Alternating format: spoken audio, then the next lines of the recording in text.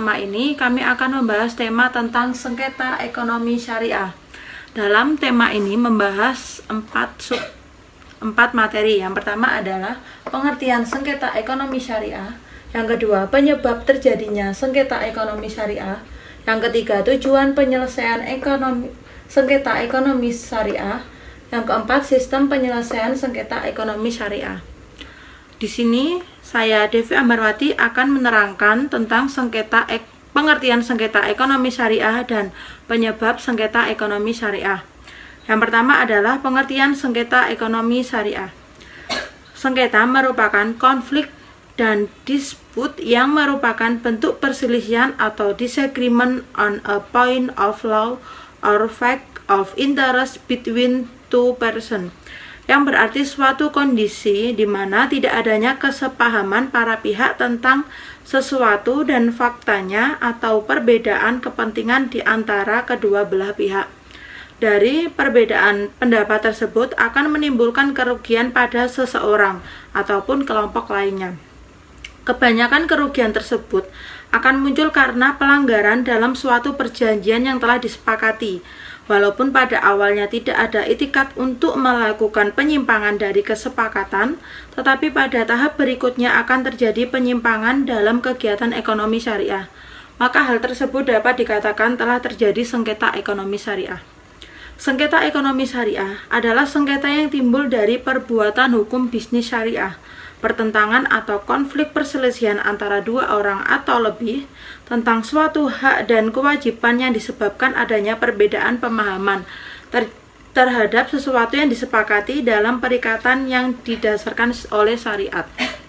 Dalam pelaksanaannya, akan ada pihak yang merasa dirugikan dalam penyampaian ketidakpuasan kepada pihak kedua, dan apabila pihak kedua tidak menanggapi dan memuaskan pihak pertama, serta menunjukkan perbedaan pendapat, maka akan terjadi apa yang dinamakan dengan sengketa. Akan tetapi dalam konteks hukum, khususnya hukum kontrak, yang dimaksud dengan sengketa adalah perselisihan yang terjadi antara para pihak karena adanya pelanggaran terhadap kesepakatan yang telah dituangkan dalam suatu kontrak, baik sebagian maupun keseluruhan. Materi yang kedua adalah penyebab terjadinya sengketa. Semakin berkembang pesatnya perekonomian syariah, maka akan semakin banyak pula permasalahan yang akan timbul. Adanya sengketa pada umumnya terjadi karena adanya penipuan atau ingkar janji dari salah satu pihak yang telah melakukan kesepakatan. Apabila seseorang badan hukum melakukan akad syariah dengan pihak lain, maka di antara mereka telah terjadi suatu perikatan. Jika salah satu pihak melakukan pelanggaran atau wan prestasi sehingga merugikan pihak lainnya, hal tersebut dapat dikatakan telah terjadi suatu sengketa ekonomi syariah. Beberapa hal yang mengakibatkan sengketa ekonomi syariah diantaranya adalah: 1.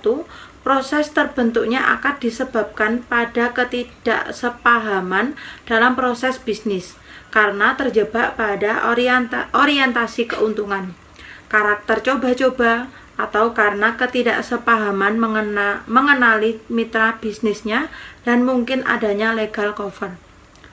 Dan yang kedua adalah akad dan kontrak yang sulit untuk dilaksanakan karena beberapa hal, diantaranya para pihak kurang cermat atau kurang hati-hati ketika melakukan perundingan pendahuluan, tidak mempunyai keahlian untuk mengkonstruksi norma-norma akad yang pasti, adil, dan efisien, kurang mampu mencermati resiko yang potensial yang akan terjadi atau secara sadar membiarkan potensi itu akan terjadi, dan tidak jujur atau tidak amanah dalam melakukan suatu perjanjian.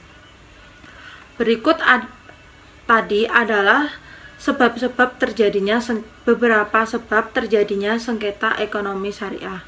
Materi selanjutnya adalah tujuan penyelesaian sengketa ekonomi syariah yang akan dijelaskan oleh teman saya Wulantika. Baik, selanjutnya tujuan penyelesaian sengketa ekonomi syariah. Tujuan dari diadakannya penyelesaian sengketa ekonomi syariah adalah untuk menyelesaikan setiap permasalahan-permasalahan yang muncul dalam kegiatan ekonomi syariah dengan tepat sebagaimana mestinya. Di Indonesia sendiri, penegakan hukum dilakukan oleh Peradilan Agama yang sebagai salah satu lembaga badan peradilan yang melaksanakan tugasnya diberikan oleh undang-undang khusus bagi orang yang beragama Islam atau yang menundukkan diri pada hukum Islam secara sukarela yang dimulai dengan proses penerimaan pemeriksaan, proses mengadili, dan penyelesaian perkara yang tertera pada pasal 49 sampai pasal 53 Undang-Undang Nomor 7 Tahun 1989 JO, Undang-Undang Nomor 3 Tahun 2006 JO, Undang-Undang Nomor 50 Tahun 2009 tentang Peradilan Agama. Selanjutnya, sistem penyelesaian sengketa ekonomi syariah. Dalam sistem penyelesaian sengketa ekonomi syariah terdapat dua sistem, yaitu secara litigasi pengadilan dan non-litigasi di luar pengadilan. Penyelesaian perkara ekonomi syariah di lingkungan peradilan agama akan dilakukan sesuai dengan ketentuan hukum acara perdata sebagaimana yang berlaku di lingkungan peradilan umum.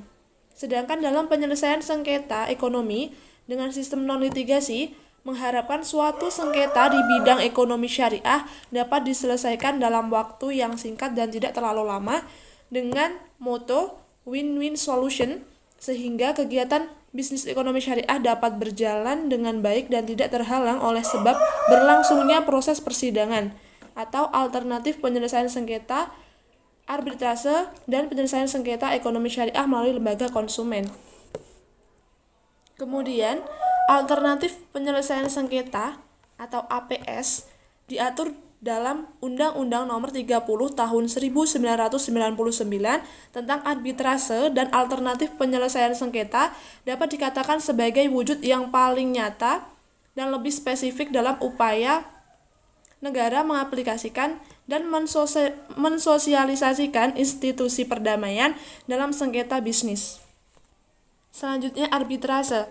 Menurut pasal 1 angka 3 Undang-Undang Nomor 30 Tahun 1999 tentang arbitrase dan alternatif penyelesaian sengketa mengatur perjanjian arbitrase adalah suatu kesepakatan berupa klausal arbitrase yang tercantum dalam suatu perjanjian tertulis yang dibuat oleh para pihak sebelum timbul sengketa, atau suatu perjanjian arbitrase tersendiri yang dibuat oleh para pihak setelah timbul sengketa. Yang terakhir, penyelesaian sengketa ekonomi syariah melalui lembaga konsumen. Penyelesaian sengketa ekonomi syariah melalui lembaga konsumen diatur secara khusus dalam Undang-Undang Nomor 8 Tahun 1999 tentang perlindungan konsumen. Demikian presentasi dari kelompok kami. Kurang lebihnya mohon maaf. Wassalamualaikum warahmatullahi wabarakatuh.